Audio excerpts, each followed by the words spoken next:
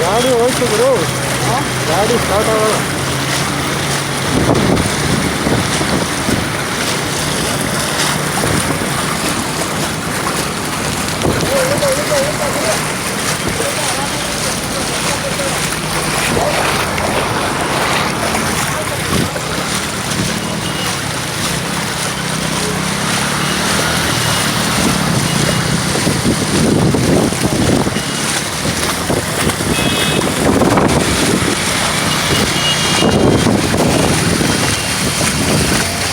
This is Bangalore.